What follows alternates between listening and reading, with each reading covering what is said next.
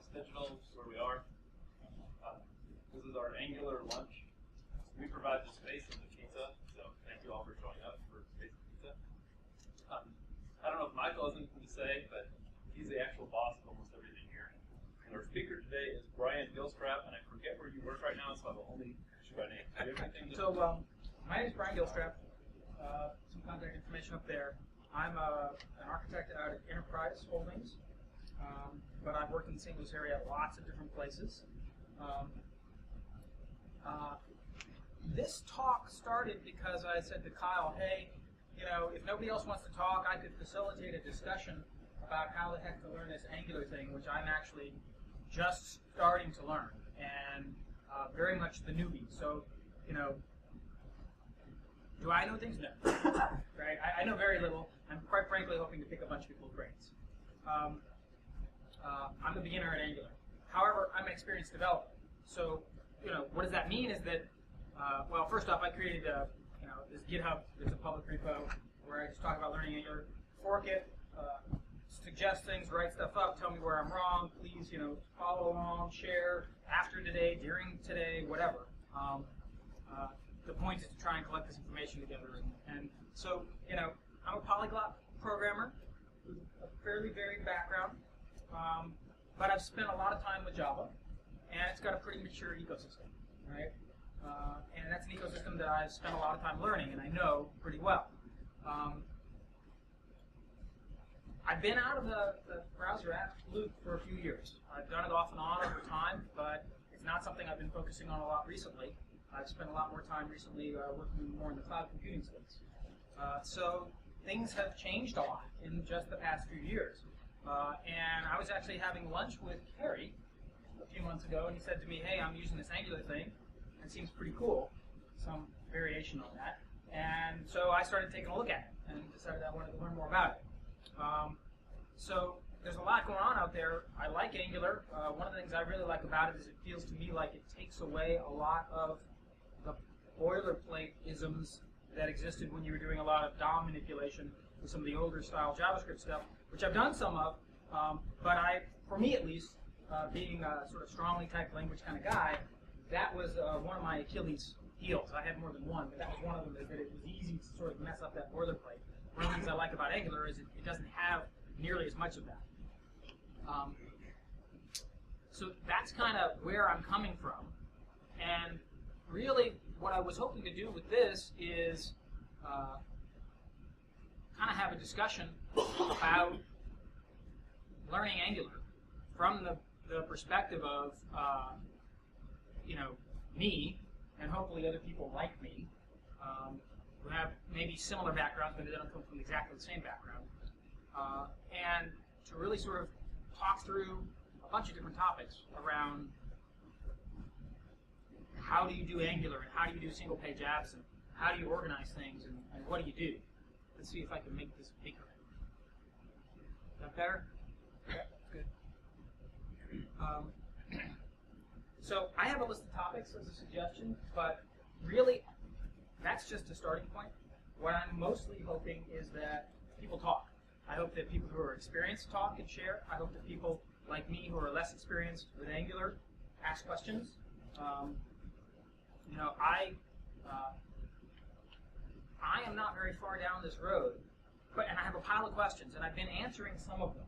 Even just in the last couple of days, I've been sort of quasi-answering some of them, but I still feel very much in that space where I'm not even what I would call myself a journeyman with Angular yet. I'm still more the apprentice or novice in the particulars of Angular and the ecosystem. And so I'm kind of hoping you know, that we can have some discussion around that, and people will share to everyone's benefit, hopefully. Oh dear, I don't have to plug in. How sad. It worked at home. Oh. For those who might remember it in Toy Story, after Buzz Lightyear says he can fly, and then he bounces off the ball and goes through with the car through the loop-de-loop on the Hot Wheels track, and then gets caught by the fan and spins around and lands. At the very end, you know, what does Woody say? That wasn't flying. That was falling with style. So, you know, that's my first question. I'm a big advocate of following a consistent style in the code. So I know we've got JS Hint. I know we've got JS Lint. I believe that it seems like a lot of the folks here, when I was here last month, were talking about JS Hint. So my first question is, JS Lint or JS Hint? Why? Well, I think a lot of people stay away from JS Lint because Douglas Crockford keeps changing it, and he's very, very, very opinionated, and it's not quite as configurable as JS Hint, and so people go that route to maybe not. Why not just both? Why not both? Yeah. Like in IntelliJ, you have an option to do both at the same time. Well, but there's some things that you could disable in JS Hint that you can't disable in JS Lint, and so you'll be forced to do some things. I don't think there's anything missing from JS Hint that exists in JS Lint that you'd be like, oh man, I wish I had both of these right now. Whereas when you're using JS Lint, you're generally just kind of pissed off about how many things it just assumes should be the right way to do it that you don't agree with. So having the configurability of JS Hint is really nice. Being able to disagree with Doug Crockford. Yeah. Not a feature of JS. Got to feature JS Lint. Got to use JS Hint if you want to be able to disagree. Got it. Okay. One of the things with JS Hint, we had an expectation that we would set a very low number of max params, which then with Angular we have had to completely just constantly ignore because of dependency injection. So when you go in to start using JS Hint, that's something to consider. And Grunt for that matter too.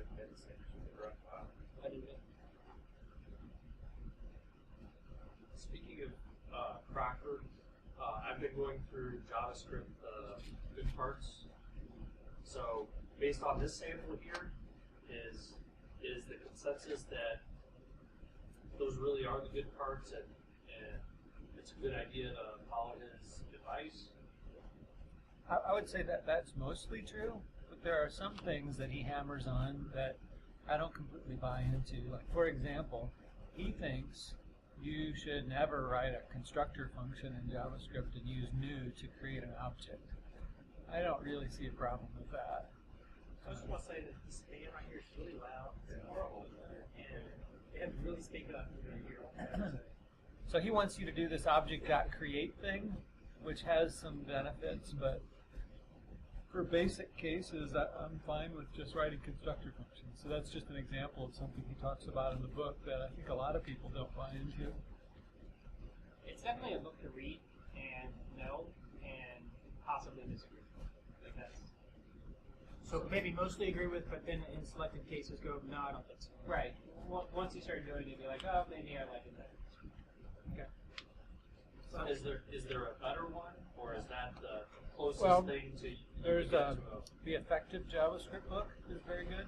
Okay. What? Hey, there we go. Thank you. So is there a consensus of the best Angular book that's available? I haven't seen one yet that's just blown me away. The one I'm going through right now, I was surprised at how quickly it jumped into what I thought was medium to advanced Angular. Like, it wasn't a very nice progression. So yeah, I haven't seen one that's blown me away yet. For me, the absolute best starting resource seems to be this video that's on Pluralsight called AngularJS Fundamentals. It's very good, and it's like 6 hours of video to go through. Pluralsight, and it's not free, but you GHT. It's not free, but I think you can get a free 1 month deal, and that's enough time to get through it. Thanks. And then there's another one called AngularJS Best Practices, which is also very good. Oh, is that the one from? It's Joe Eames, who did half of the first one, and then the second one is all him. Also on Pluralsight? Yes. Oh no, I'm thinking. Okay, there's one best practices one that's from the actual AngularJS meetup that's on YouTube. Oh no, I haven't seen that one. I would recommend watching that one, but then understanding that it's out of date, and the best practices are maybe not the best practices.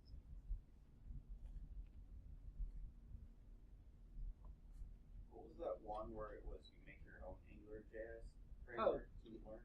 Yeah, there's a new book coming out that's like build your own Angular or something like that. I don't remember the name of it. We're not recommending that book. We just know it exists. Okay. All right, cool. So, and I'm going to probably get into this a little bit more, but how do you integrate this into the process? Does everybody use Grunt? And I'm hoping to have a bigger discussion about Grunt and other similar kinds of things later. You know, loves and hates and alternatives and all that sort of stuff. But how do you integrate doing JS Hint in your day-to-day workflow? So we do it using Grunt, and I think a lot of people do, but Kyle has been mentioning some alternatives lately. There's one called Brunch and another one called Gulp, and so they may be better, but I haven't taken the time to look into them yet. They're both linked on the possible upcoming talk page on the website. So essentially, I mean, within a rounding error, everyone uses Grunt. Okay. And Brunch and Glut? Gulp. Gulp. But Maybe there's a U in there. Grunt is not, I mean, it's like 0.41 and it really shows, and you have to go grab 50 plugins to make it do everything you want, and they all break all the time as they update versions. I mean, it's very early days for all the tooling around all this stuff. So there's plenty of room for somebody to come in and make a better tool. So this is exactly what I was hoping to generate. It might sound silly, but when I'm sitting at home and my family's asleep and I'm trying to learn, now when things break, I'm going to be more quick to go out to Google and go, have other people discovered that this plugin that's now both busted on me is busted, right? As opposed to me going, what did I do that I messed it up and spent 45 minutes trying to figure out what I did wrong? So, Whoever on your team is responsible for your build process is going to spend time in GitHub issues for 15 different plugins. so for me right now, since my team is me learning it, that's me. But I would say that there's some basic things you want to do that work very well. So you mentioned being able to run JS Hint. Yeah. And then the other big one for me is the watch deal, where it's watching your files, and when they change, it does things for you, such as running JS Hint and then refreshing the browser. So you've got your app up in the browser, you save a change to a file, it refreshes in the browser. That's a big deal to me. And that all works great. Yeah, and that was another part of the question for me in the data workflow. How do you make sure that your files are up to date and all that? And so you're saying that for you, that watching in the background and automatically pushing stuff out so your browser has the latest and you're not still working with the oldest is working well for you. Yeah. And so that's the styles I'm trying to do. Angular C was a terrible failure. Don't do the first one. Don't do any of the first things they have here. Barely do the last one. The best piece of advice I've seen that we've been gradually making projects follow. We have multiple projects on this stuff. So pretend you're using Java. Yep. And pretend that the compiler, which is the one, pretend that it requires that the name match the file name, that the Angular module name. And so name your Angular module so that all the it's a multi-part name, right? So make the first 0 through n-1 of them be the directory path, and make the last one exactly match the file name. Oh, so for example, I've seen that advice, and I think that's really good advice. so ./my/cool/module.js. That would be my.cool.module would be the Angular module name. Okay. That is my recommendation. I've seen the recommendation. I think that's such a good idea that I hope a Grunt plugin appears that enforces that. And if it does, we will use it and make our build fail if that's not followed. Gotcha. Now, does that mean that, when we look at this here, we've got controllers and models and all sort of stuff. Do you put everything in that module JS then, and not break out controllers and models and such separately? I can read the word controller online, so I don't find it helpful at all to have some sort of rule that controller is a different file from something else. I think that's kind of a doofusy thing to do. But so that's the entire module. Because I use the modularity to build modularity, which is it's the principle in computer software system design, right? That's the one universally agreeable thing. Make your system modular. That means good cohesion and low coupling. This is applied since assembly language in the first programming have been written, and it still applies with whatever using. So yeah, I mean, use it. Organize your system into modules that make sense for the context of your system. Okay, so that's kind of in a back, a backdoor kind of way, sort of says that your experience has not been that you would regularly reuse just say a model, right, without reusing the controller associated with it, that kind of thing. You haven't found that to be a common thing. I've found that I can easily divide things up into different. And I split up modules on each. Right. I don't proactively. But the controllers and the models Right. tend to fly together in formation, right? Keep in mind, there is no such thing as an Angular model, which is JavaScript objects. Yeah. But I mean, the concepts of the models. We all the time define some application-specific directive for some specific stream. It's totally suitable to just put that in the same file with the other stuff that you're using it with. Okay, that's good to know. See, this is the sort of stuff where different languages do it different ways, right? And they break it up differently. And some have The been more language successful doesn't than others. force anything. Right. So I guess I should say some cultures of programming in various languages, right? And even there you have different mindsets, right? You have different philosophies, and sometimes you get into holy wars where, aficionados of one way with a language versus the second group, it's a jihad. So Can I ask real quickly how you do your build process? What's the basis? Suffering. We suffer. Is it all run based? For a longer answer. Building. We learned much about Grunt, and we use, somebody tell me, 20 plugins maybe? 20 Grunt plugins? Is that a good? Yeah. At least? Those are the top level ones, not even the ones they drag in. Yeah, right. Oh, probably and plugins, dragging I would, plugins. I would bet Plugins, that dragging 300 plugins, node dragging modules plugins. go to make our build happen. That would be my guess. 300 node modules. Wow, so this is like this reminds me of like the crazy Maven transitive dependency stuff. that we Oh, run no, into. you get to, absolutely. Your NPM is that again. Well, I recognize that because, like, even I just did npm install grunt and went installing this. I'm like, okay, I've been here before. So we have multiple projects, so we get the benefit of when we figure something out how to make something better on one, we can carry those ideas over to the other, but Sure. just keep iterating, making our grunt process more and more complete and more good. That's what we use from Grunt. It makes it minifies it.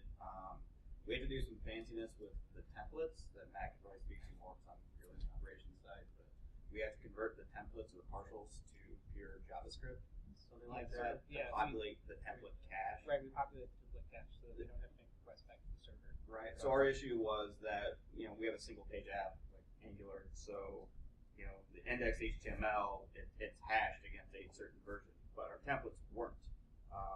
So if we're loaded something on the page and it needs to go out and get a partial or a template, that's not versioned in any way, right? So the browser could be like, oh no, I already have that in cache. Here, take this.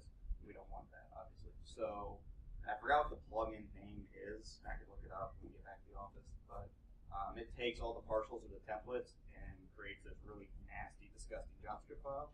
But what it does when the page loads, and it injects all that into the Angular template cache, so then you don't have to worry about this weird issue with this template's old, but the page isn't. And does it also? So it sounds like then it also provides a sort of provides some versioning such that you can populate the cache in a way that matches up with what the rest of the app is wanting. Right. Basically, our single page app it gets concatenated into that. So everything about that is this release. And then as you're bootstrapping the app, you just have to make sure you populate that. Right. Well, early enough in the process. Right. When you get the page and it's doing the Angular magic, I don't know how, but when it does that, it's going to load all It that. also loads all that up, and therefore you populate the cache with a known set of. Right. So we don't have the issue of we're using an old cached version of this directive or something like that. Just something really dumb like that. That would bite you. Angular caches any partial that you load or any template that you load based off of the URI. So if you pre-populate your cache with all of the templates by URI, it'll never make a request back to the server for it. And then actually at that point, your URI can be totally focused. That doesn't matter. We don't do that because that would be awful. But, we deploy basically a handful of files for an app, no matter how big it is. Like one HTML file and one gigantic ball of JavaScript. Does that sound familiar? it's like 3 files, I think it's. So we do index HTML, the CSS. So CSS, index HTML, we concat our JavaScript into one file and a third-party JavaScript in the file. run grunt release, which does all that fancy concatenifying, all that magic. Makes a tarball of that we put in S3, and then all of our web servers have chefs. We pull down that from S3 and extract it. Would this be an accurate summary? The CSS, the index, all the app JavaScript in one file, all the third-party JavaScript in another file? We actually put all ours in one. CSS isn't as separate, and it's really it's up to your guys' case. I mean, we just do the same thing with CSS where we version it so that we don't have to worry about when we push new code up to the web servers. We don't have to worry about the client like hitting an old cache version because the file name could be wrong. So you put a hash on the file name in CSS. Yeah, that's very good practice. So when you say S3, you're deploying the Amazon Web Services? Yeah. Now, do you have automation? Like, is Grunt handling that? Does it know Amazon Web Services and pushes it all the way there? So the way our build works, we do all of our testing stuff from Jenkins side. We also do the deployment from Jenkins. So whenever we merge into master runs through the test for the very last time just to make sure that there's nothing broken from that process, which then calls another Jenkins job that runs Grunt, packages it, all that, and then pushes it to S3. And then what it also does, and if you're not familiar with Chef, it's just a configuration management tool. So we tell our Chef recipes to say, hey, this is the SHA hash of the build that you need. So go out to S3 looking for that file name and pull that down and extract it and do the symlink swapping. So half of it is building the tarball with Grunt on the Jenkins side, and the other half of it is telling Chef, hey, you need to go get this tarball and extract it and do your magic. And from Matt's side and from Deech's side, that's, it's a black box. I mean, it's supposed to be. That's the off side. So how many web servers? We get a nice plan. right now, I mean, we have two because we have the primary to stand on it, but that will scale horizontally as we have. I would guess 500. Yeah, we could. Well, we're building for that. Well, if you're serving static assets, put them on a CDN. Yeah, you could. Yeah, if we want to do that, we Irvin could used do the that. relatively new Amazon S3 as a CDN feature, right? CloudFront. Yeah. And I think the big, I forgot that discussion, but I think a lot of it just had to do with wanting full control over it. Yeah. Just because we'll be expanding to Europe in some place, and there's going to be a whole other set of requirements that go along with putting data here. So do you have any notion about how big your files are? And just to prep my thinking about this, there are some tools out there that try and let you really break apart the JavaScript, right? And have fancy requirements and dependencies and suck stuff in and all that. And you guys are like, don't need to worry about it. So it sounds like the bandwidth has been sufficient for clients of your app to suck down these JavaScript files fast enough that it's not a major pain point for them, thereby allowing you to avoid the crazy modular loading dependency kind of hell stuff that can happen, when you start getting stuff that can break like that. I mean, where it comes into why we've broken out, instead of having everything in one, which we certainly could do, the reason we don't do that is we kind of broke it down by what we think will change. So if we're making changes in our portion of Angular, that's one file, and we know that one's going to change. But if we didn't change anything with UI Bootstrap or any other third-party libraries, that's in a separate JavaScript file, so that won't change. So the client will already have that. Same thing with CSS. We don't make any CSS changes, and that file will stay the same. Right. So I mean, there's if we wanted to, we can keep breaking it out more and more, but that hasn't been an issue yet. Okay. So you're sort of taking the approach of wait until it gets slow enough the users complain, and then we'll look at some sort of more incremental way of dealing with starting the app. I mean, yeah, to a certain extent, our issue on the performance side is more from our users using crappy browsers like Internet Explorer 8 and 9. That would be more of a performance issue than them actually pulling down a 1 meg JavaScript file. Actually, it's not 1 meg. Yeah. So Pretend it's 1 meg. the issue we're putting on your notes is that it's like what you're talking about. You have like the third-party stuff separate from your stuff. Right. I'm going to guess that your stuff keeps growing, keeps better functionality. But That one pretty much. you have to code a lot before your code is even within an order of magnitude of the size of the amount of libraries bringing in. These very rich single-page apps. I mean, Angular is actually a pretty small dependency. It's no big deal. But every single little feature some user wants is yet another JavaScript library you add in. You get enough megabytes of JavaScript on your page that's not yours. And I think it usually turns out that in all the cases I've seen, trying to cleverly asynchronously load the microscopic bit of JavaScript that you had put behind some additional screen is totally irrelevant compared to the extra megabyte of crap you had to add last week to support a new feature. Well, And then the other thing that I have a sense of, this is where experience as a developer suggests something, but I don't know it, and it sounds like you're confirming this, which is the way those dependencies interact. It's not realistic to expect that somehow 10% of them are going to be used on this part of the app, and you can wait to load the other 90. It just doesn't work that way. It's more that they're pretty much all needed, and so there's not a whole lot. It's just the tooling is not there to support you yet. You have to do a bunch to do that. Okay, so far the pain of doing that isn't necessitated because the size of the apps compared to how fast the internet is not an issue. The public internet is full of pages that have just a mind-boggling amount of JavaScript. And so if your page has a somewhat carefully managed big pile of JavaScript, it's not going to be any worse than the 100 other pages. Secondly, like throwing a couple of high-res images on the page has way more inflection or load time than adding every JavaScript library you've ever heard of. Okay, good to know. That was my sensibility, but not I don't have the experience. All right, so we can certainly talk about other stuff. This has been good. Lots of stuff coming up. What about testing? So, the tutorial uses Jasmine. Is that what everybody uses? For unit testing, Yeah. Okay.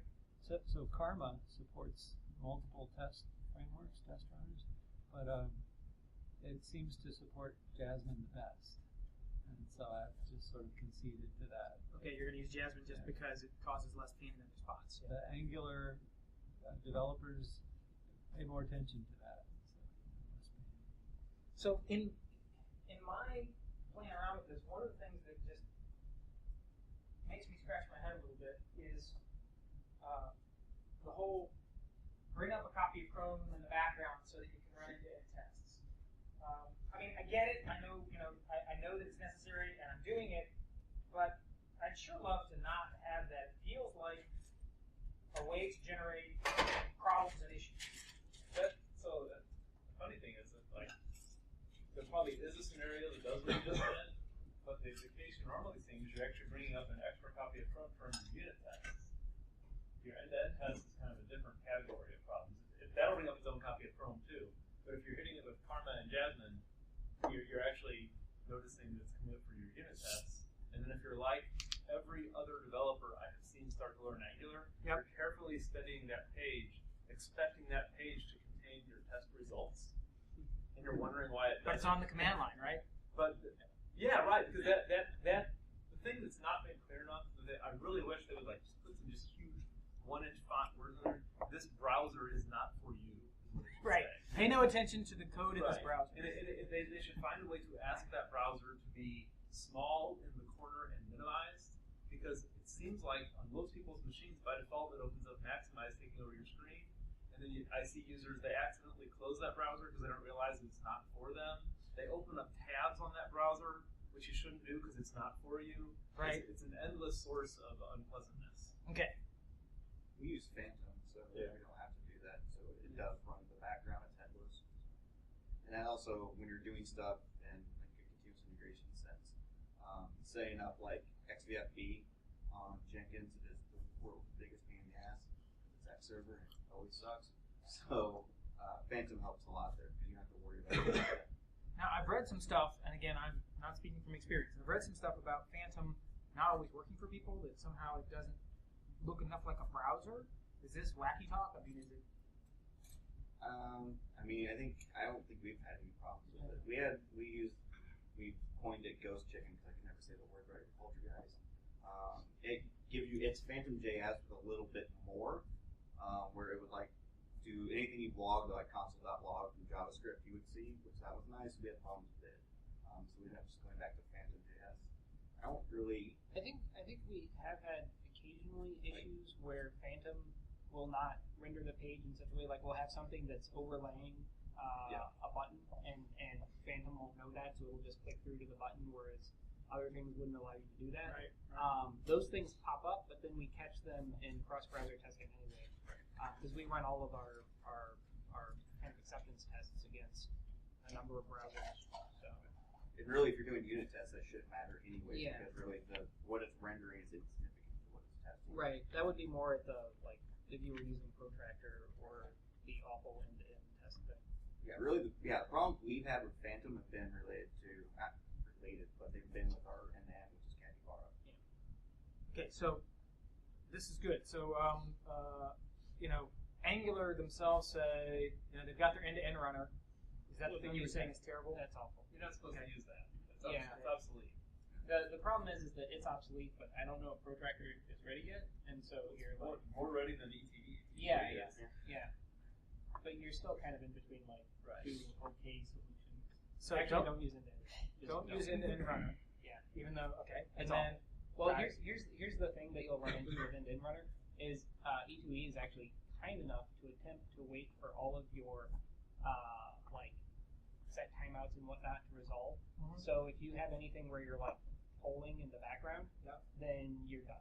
Like it's going to sit there and it's going to wait, and then it's going to keep waiting, and then it's going to wait some more, and then that's going to happen. It's still going to wait, and Like champagne. it'll never complete. Like just it if you just keep keeps on waiting. Because Right. if you keep having your timeout, but then you reset up another timeout and it goes, oh, I still got a timeout. I'm going to Yeah. hang around. yeah, and then 10 minutes later you realize your test don't work, and then you have to rewrite them in something that does work. And you get this stuff. That sucks. Yeah. The suggestion I've seen that we're working on right now is to just turn that switch and pull it off when you're running tests. Yeah, I'm Why not fight it, right? It's like one line of code to make it stop. right. I'm not okay with having end-to-end tests that execute in any way differently than like that is. I agree I'm in not- principle, but if that's the only point that lets me go on my life, I kind of Yeah. And that's the argument. Yeah, you can do that. But So we haven't done a whole lot with Protractor yet, but the tests we've written have worked fine. So I wasn't aware that people thought Protractor wasn't ready to use. How do you spell capybara? CAPYBARA.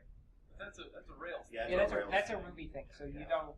That's not really super relevant. It's only relevant to us because we're already doing Ruby. Yeah. If you're coming from Rails, you'll like that. But if you're not coming from that world, you probably won't. Got it. Okay. Okay, cool. Otherwise, if you're coming from Ruby, you could use Jet. So I've been following all the discussion, and I have also not seen any strong indication you shouldn't use Protractor yet. And I haven't had any reasons in our own nascent use of Protractor that leads me to believe that. My guess is that by the time I get to where I will have problems with Protractor, other people will have fixed them. So you're drafting. So I would actually be willing. I would say that unless you have a good reason not to, pick it up and Yeah. just see if you Try it and see if it doesn't bust too bad. Got it. Right. Yeah. So yeah, that's what I like to do with this Yeah. stuff is draft behind stuff that's getting mature enough Yeah. that I just can kind of keep working. This is where all the energy is going. Yeah. Okay. And Google is dedicating time to like Google as a company. is Yeah. dedicating time. Right. It's Google is said to have 6 full-time Google quality developers on Angular, and then Okay. some unknown additional number on Angular Dart. Okay. So there may be who knows how big of a crowd there is for the hidden basement of Google somewhere. All right. Cool. Let's see.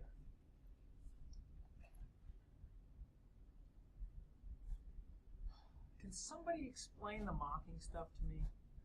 So I can tell you about what I believe to be the most common case, and that is that you're trying to write a test for a controller. The controller uses various services, and you don't want to also test the services, so you mock out the services. Yeah. Here's an example from the tutorial that I went back and found, and it talks here about the test here, right? Where we've got this HTTP backend, and I feel like I'm almost there. Like I'm learning a new language and I almost understand, but it's just not quite gelled for me. What's it doing here? I So can walk up to the point. I think the short version goes with the correct version. This is doing real injection. This is saying I want the actual HTTP backend, the actual root scope, and the actual controller service. That's what this inject does. But then down here, you're calling the controller service, and you can pass an additional parameter, which is a map of things you want to inject. So you're saying this thing is it's gonna be looking for a scope. Give it this one instead. If this controller was looking for a service, which I'm guessing it's not, then you could end the service there instead. Well, it may be that it's looking for dollars on HTTP, and you happen to know that dollars on HTTP uses HTTP backend behind it. So you're actually grabbing HTTP backend and using that to wire up a mock or faked out answer, so that you know that this thing is going to call HTTP, and then this guy here is going to jump in the way and do that instead. Mark, if I get I was just going to comment on the setting up of the back end lines 14 and 15 there. Yeah. So the idea might be that your controller is maybe going to talk to a service. The service is going to make an AJAX call over on the server. It's going to query a database. You don't want to do that. Right. You just want to return some hard-coded data. So you're saying whenever there's a GET request for that URL, pretend like that's what came back. And that makes sense to me, I think. Let me try and describe that, and then you correct me. But there's the part before that I'm still trying to wrap my head around. I have a tendency to sort of want to know how things work that I'm using, even if I don't completely know. I want to know in spirit how they work. So it seems like, based on what I was reading and everything, that the entire setup actually looks at the name with the underscores and recognizes that I'm talking about HTTP backend, knows what that is, and gives me a mock version instead of a real version when I am running my test. No, so actually, the trick there with the underscores thing is inject automatically understands that when you put underscores around something, Yes. it just wants the normal one. So HTTP backend is actually a mock of HTTP backend. That's really irrelevant. Like you could put underscore root scope underscore, and it would still just give you root scope. It's just a nifty trick with inject. So how is it that is it just the fact that I'm running unit tests that makes the HTTP backend that gets passed in be a mock? Yeah, I think so. That's sort of what that was the one thing that I wasn't quite. So I don't know that detail. When you run this, you had to include a file called Angular mocks, Yeah. and that makes HTTP backend know how to do that expect get. Right. Okay. So because you loaded some JavaScript, so that inject you see there, that inject got defined in a thing called Angular mocks. And for their testing stuff, they say, well, programmer convenience is more important than cleanliness, so they pollute the global namespace with the things you most commonly need for So Angular. they put a testing. mock of HTTP backend. No, or they HTTP that backend. inject right there. Yes. And then they go get HTTP backend and they shove an expect get in it so that you can use. Well, this is my own code, but obviously they must have given me a mock rather than the real HTTP backend. Well, I think you can get to the real one. Yeah, but I guess my point is I'm trying to figure out how the mock one gets in there, and what you're telling me is it's because I included this thing that basically redefines this Angular Angular mock mock. version. Yeah. I can't guarantee it actually redefines it. It might just augment it in place. I don't remember. Okay, but essentially what it's doing is it's setting that thing that's called HTTP backend, either it's completely replacing it with a mock, or it's augmenting the real one such that it now lets you do mocking things. Yes. Yeah, Right. one of the two. One of those two. Okay, so that's a big help to me because now I have a mental picture of what it's doing for me, and how it might be somewhat different than a real production setting. I don't know if that's relevant. But There's also like, what's the behavior for things you don't mock make it call? What's the default behavior? You get the actual thing. So like if you're using or testing a controller that dependency injects some service, if you don't pass in a mocked service, you're going to then get the real you one. get the real service. So I have a question back to this. So does that mean we don't need this at all? If it's already just smashed the global HTTP backend, Well, they've got this. why on do we the have global. this at all? That's Why do not we a have global this? That's this. That's Yeah. this local declared van. Yeah, they promote it up to that higher scope so that they could use it in other places if they wanted to. That's a common pattern. It doesn't make any sense in this case because you only have that Use it in one. one spot. Yeah. Okay. But more likely in your test you're going to do that like 80 billion times. So is there also like a verify that again call? Actually, so expect verifies. Expect is literally expect that this get happens So with if it this doesn't, request. it's a problem. Yeah, it's an error. We just combine those two.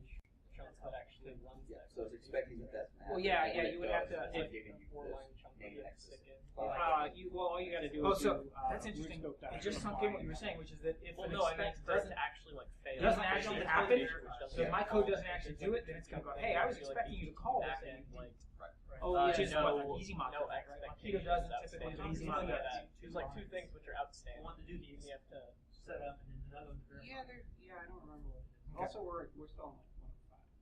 So This is good discussion. I appreciate all this. So I think that kind of gives me a better sense of what's going on here. So we talked a lot about Grunt already. And you talked about a lot of the plugins and you pick ones first. Any other thoughts on the sort of building and pushing? You described, you guys let, what did you say, what was it, Chef, you use Chef's ability to take a tar and shove it out to S3, and so your build process is two-phase, where First part is packaging it up as the tar the way you want it to be, and then Chef unpacking it into S3 to do the release. Right. Well, yeah. So in the sense that pretend that Matt and I don't even know who we are for each other, that the build would be making the tar ball, and then it goes out to S3, and then from a pure operations side, we have Chef that in its recipe it says, "Hey, I'm supposed to go out to S3 and get this revision of the deploy." So either check to see if I have that. Okay, cool, I do. Or no, I need to go get that. Go get it. Deploy. Oh, okay. So really, what you're talking about is you're using S3 as a repository of builds. Yeah. It's an artifact server. Yeah, you're hosting your artifacts, your built artifacts in it as tars. Yeah. Okay, got it. There's nothing to do with Angular. Got it. Yeah. Got it. Okay. So any other thoughts on Angular building and deploying? I mean, I guess in a certain sense, if you've got backend services, you obviously, I think, want to maybe need to serve up your JavaScript, your CSS, and all this fun stuff from the same place you're going to be calling back to, so you don't get into the whole cross-site browser stuff. Or is that a non-problem? Is that somehow magically solved here? That's a JavaScript browser sandbox thing. Yeah. There's Angular, there's nothing Angular can change about that. That's what I thought. But I mean, It's a hosting. Yeah, Yeah. you could have and you can have the cross-site. Cores is not that hard, right? Yeah. Cores? Cross-origin resource sharing. Yeah. It's basically 4 or 5 HTTP headers that you have to get right, and browsers do horribly toxic caching of them, where if you accidentally get them wrong while you're developing, it's incredibly hard to go from like a half-broken one to a working one, but once you get it right, it works fine.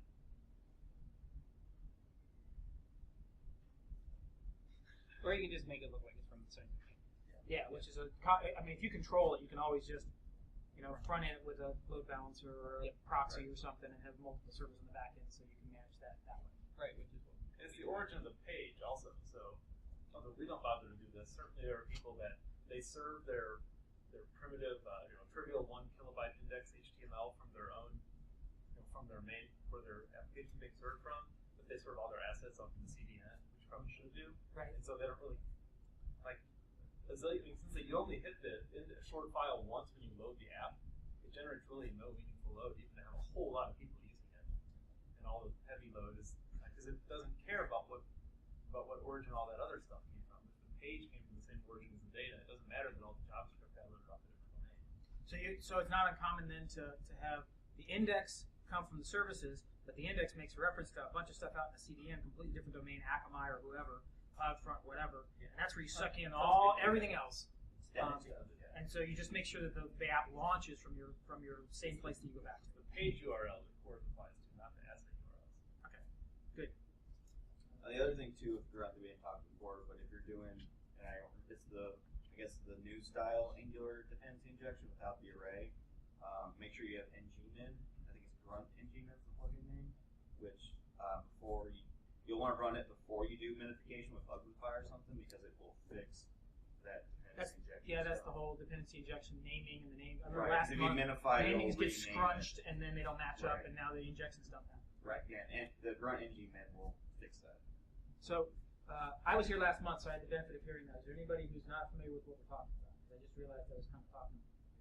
So let me try and explain it. You guys can correct me because I'll probably get it wrong. So there are places in Angular where you inject stuff, and it actually examines the parameter names to decide what needs to be injected. When you do minification, one of the things that it does is it tries to shrink your JavaScript. It also obfuscates it. I think that's one of the other purposes, is to try and make your app harder to look at and read. And when it does that, it scrunches down and makes funky short little names out of things. Well, now you lost those argument names that would have allowed the injection to work correctly.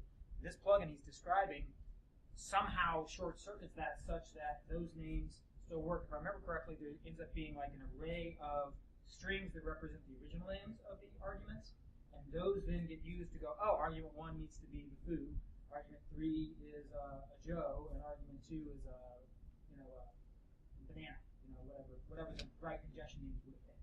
So it avoids that problem. Is that?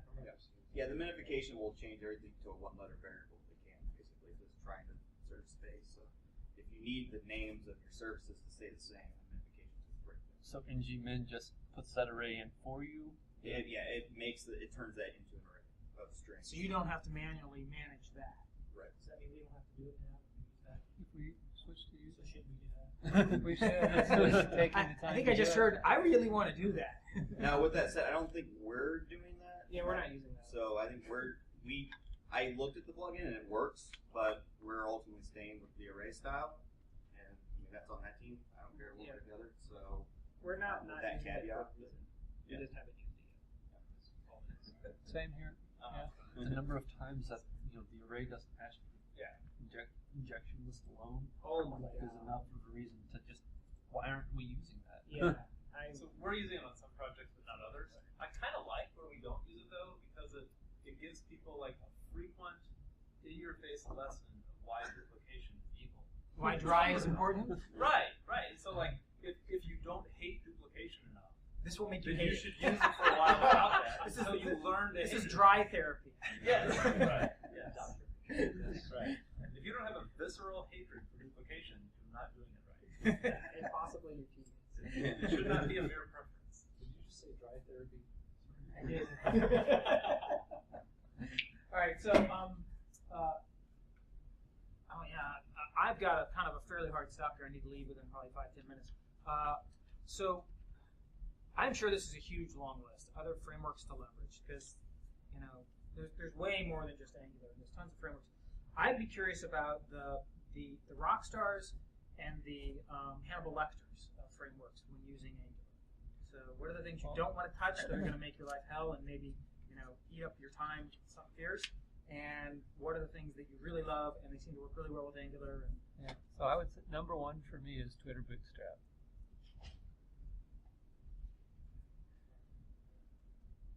so let's see. Doesn't run with scissors. Twitter Bootstrap. Other things. So if you're gonna look at Twitter Bootstrap, definitely look at UI-Bootstrap. Going back, you need to look at Angular Strap also, because it has some stuff broken that UI Bootstrap doesn't, and vice versa. Angular Strap. Okay. And it's got what? It has some things are broken in one and not the other, and vice versa. So we actually have a cobbled together collection of both. Oh, projects. You part of Angular Strap and part of Bootstrap because this bit of Angular Strap works and this bit of Bootstrap works. So those are both code people have written to adapt to JavaScript that ships with Twitter Bootstrap, which is mostly a CSS framework. It wouldn't even affect Angular at all. It ships with some JavaScript to animate some of its widgets work. And so you need somebody to adapt. So some of the widgets in UI Bootstrap work, Right. and some of the widgets in Angular Strap work. And neither of those is good enough yet. We're actually only using I think I did. So there's these two different Angular things, UI Bootstrap and Angular Strap, that both try to adapt Twitter Bootstrap to be usable by Angular, and they both half work. So you pick the parts that work out of each. I would say there's at least two. Those are the two that this group can name offhand. But Okay. I bet Google could find more. But I would say that there's a lot you can do with just Twitter Bootstrap. Yeah. We actually only use Twitter Bootstrap and UI Bootstrap combined. We haven't touched Angular Strap because I got nervous with adding that much stuff. And you should. TLDR Bootstrap's awesome.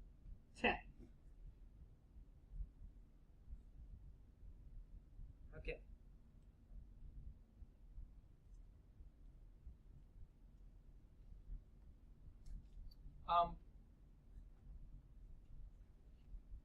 Browser issues. We've already talked some about some of the stuff that comes up.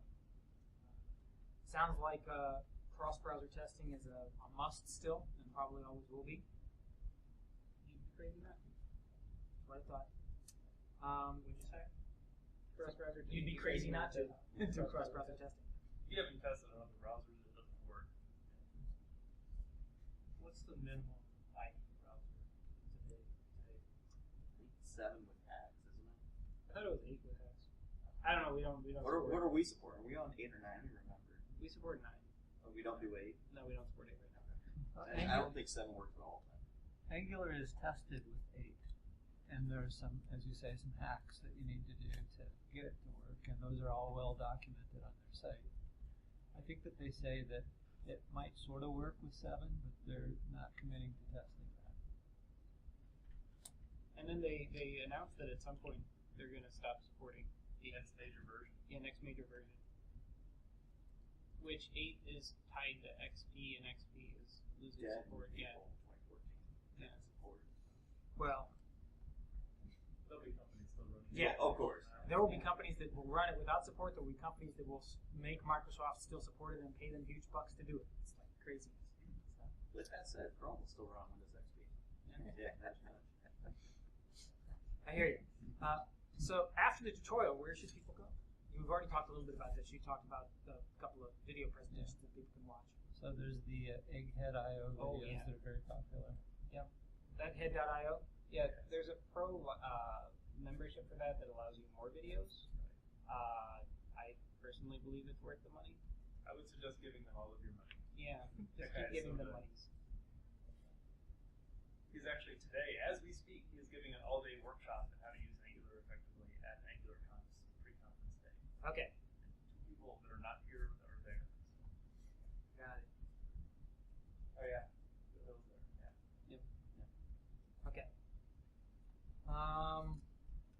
And that's just scratching the surface. What have I forgotten? What didn't I bring up that I should have?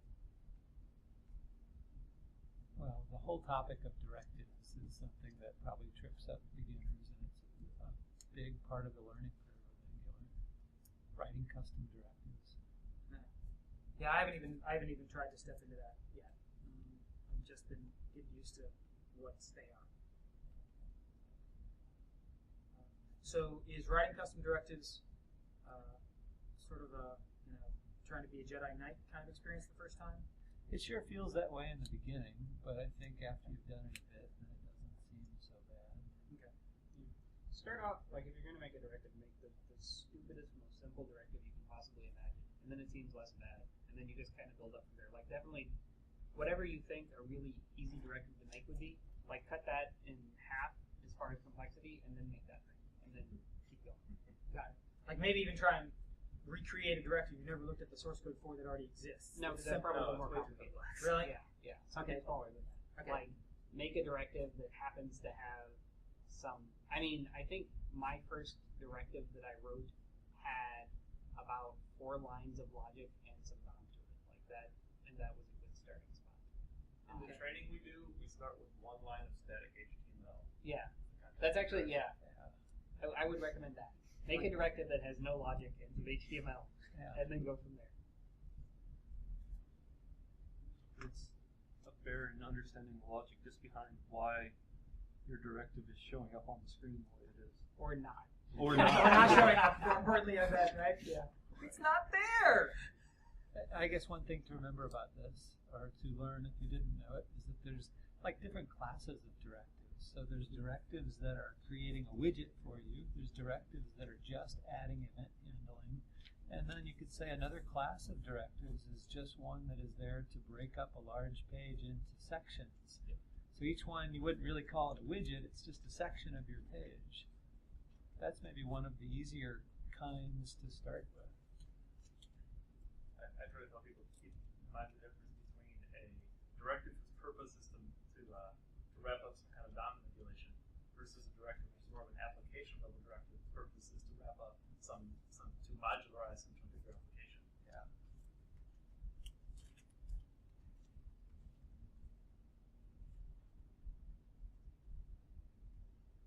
Okay.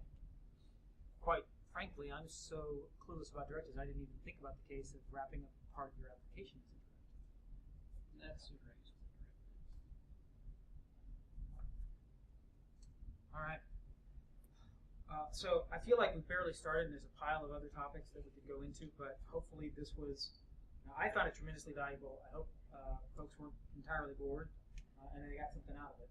That was my goal, is to try and generate conversation.